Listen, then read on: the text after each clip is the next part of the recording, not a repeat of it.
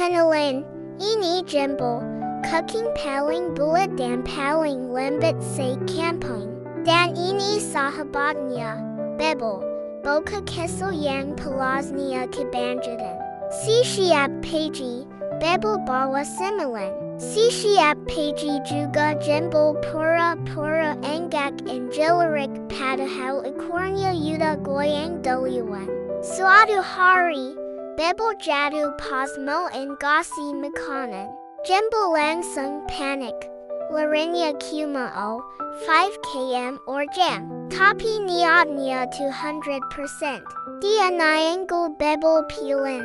Duduk di sampingnya. Siala bilang, tenang, aku di sini.